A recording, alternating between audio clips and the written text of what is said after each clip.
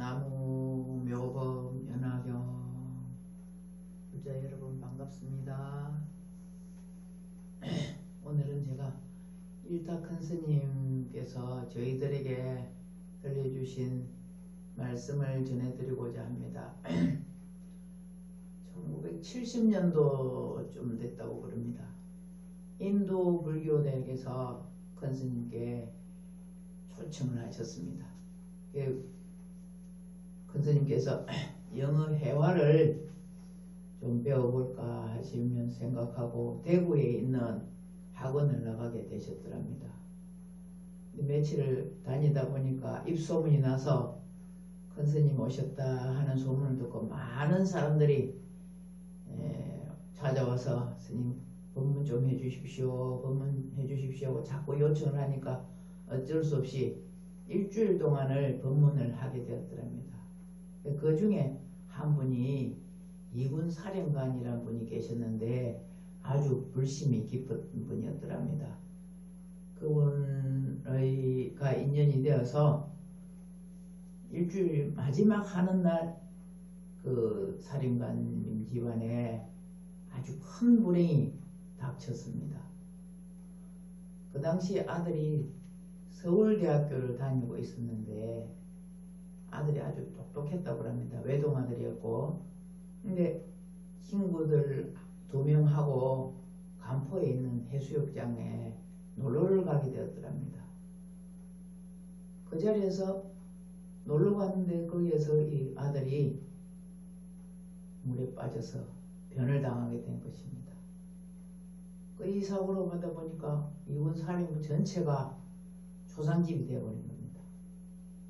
사령관은 먹지도 자지도 못하고 방 안에만 들어앉아 나오지도 안 하고 그렇게 계셨답니다. 그런데 불행하게도 또 하나의 변이 닥쳤습니다. 이 부인께서 2층 계단에서 굴러떨어져 가지고 머리를 많이 다쳤습니다. 그렇지만 아들 쟤는 지내야 되기에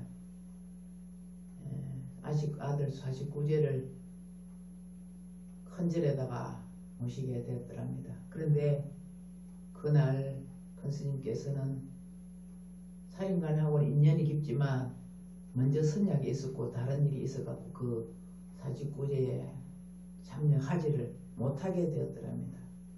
그렇게 뒷날 들은 얘기인데 많은 스님들이 연불독경하고 그 사령관도 아들의 명복을 빌고 있는 도중에 갑자기 자리를 박차고 일어나면서 영단을 행해서 벼락같은 소리를 내지르는데 이놈의 새끼 모가지를 비틀어서 죽여도 시원찮을 놈 하면서 쟤도 끝나기 전에 입에 담지도 못할 욕을 하면서 법당을 박차고 나가셨더랍니다.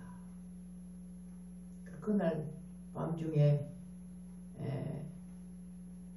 밤 1시 됐는데 사령관의 우리 사령부에 있던 헌맹대장이 큰 스님을 모시러 오게 된 겁니다. 그 당시에는 통행금지가 있었지만 통행금지가 있는 와중에도 이 헌맹대장이 나를 데리러 왔을 때는 필시고 무슨 큰 일이 있을 것이다 생각하고 사령관님 헌병대장 차를 타고 가면서 들은 얘기인데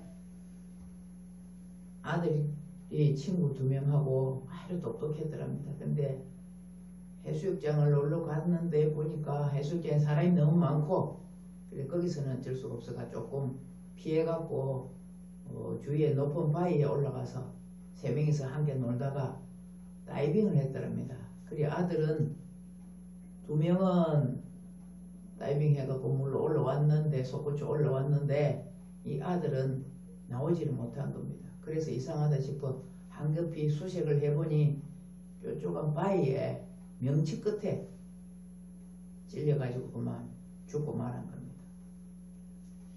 그냥 아들이 아니었답니다. 아주 똑똑하고 외동아들에다가 말 잘 듣고 착하던 그런 아들이 갑자기 이런 변을 당해 죽었으니 이 사령관님 마음이 어떡하겠습니까? 안 죽어도 죽은 마음이겠죠. 그런 이야기를 듣고 사령관 기가하는 내실로 들어가니 방 안에 촛불을 켜놔놓고 따로 자리를 하나 마련해 놓으면서 스님 이 자리에 앉으십시오 하면서 절을 올리더라는 겁니다.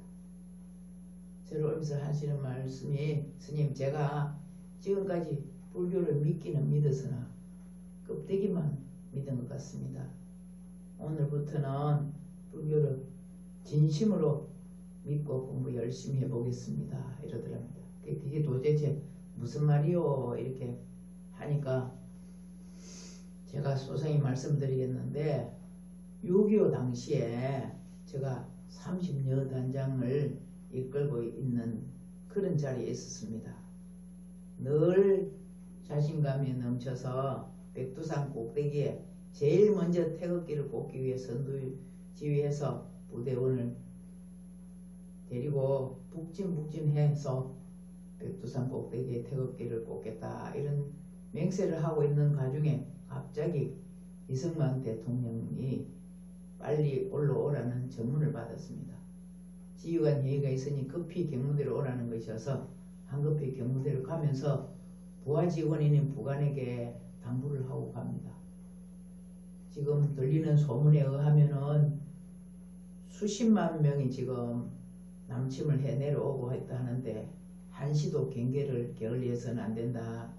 만일 내가 시간 안에 돌아오지 못한다면 부관인 자네가 백두산 꼭대기에 태극기를 꽂아라. 그런데 가는 날이 장날인지라 그날 중공군이 30만 명이 몰려와서 우리 군인들을 전부 다 몰살당하고 말았답니다. 이 광경을 사령관이 돌아와서 보니 처참해서 말을 다 할 수가 없는 상황이었습니다. 부관은 어디 있을까 한참을 생각하다가 이 난리통에 부관인들 살아있겠나 하고 보기를 하고 있는데 부관이 찾아오는 거예요. 그래 살아있었구나. 어째 살았노? 이렇게 묻니까 죄송합니다. 실은 제가 온천에 있었습니다. 온천에 누구와? 귀신들과 함께요. 예 이놈 너는 군사재판에 해볼 깜도 안 됐다. 내 손에 죽어라. 그러면서 그 자리에서 바로 권총 3발을 쏴서 그만 부관이 죽고 말았습니다. 그것이 지금 생각해보니 딱 21년 전이었고 우리 아들이 태어나는 날과 부관이 죽어서 죽은 날을 계산해보니 그때 49제 때 영단에 모습을 모였던 부관이 저에게 원수 갚으려고 저희 아들로 태어나서 그렇게 착하게 똑똑하게 살다가 갔는 것을 제가 알게 되었습니다. 그러니 오늘부터 열심히 부처님 공부 제대로 믿고 한번 해보도록 하겠습니다. 이런 말씀을 일타스님께서 저희들에게 남겨놓고 가셨습니다. 이걸 들어보건대 우리 불자들 자식들이나 나하고 반연하는 모든 인연들이 나한테 도움을 준다거나 괴로움을 준다는 것이 전부 다 내가 지어놓은 것은 내가 받는다 하는 이런 이치를 오늘 제가 말씀드렸습니다. 오늘 말씀드린 것처럼 여러분들 부처님 말씀을 가슴 깊이 받아들인다면 어떠한 경우에도 악연을 짓지 않는 것이 좋을 것이라고 생각합니다. 어떤 상황에 안 좋은 일이 닥치면 그 순간 나무관심보살 하면서 내 마음을 살을 가라앉히십시오. 그렇게 하다 보면 여러분의 삶이 밝아지지 않겠습니까? 이것이 우리 부처님을 믿고 공부하는 목적일 것입니다. 자, 오늘 마치겠습니다. 나무 묘법연화경 나무 묘법연화경 나무 실상경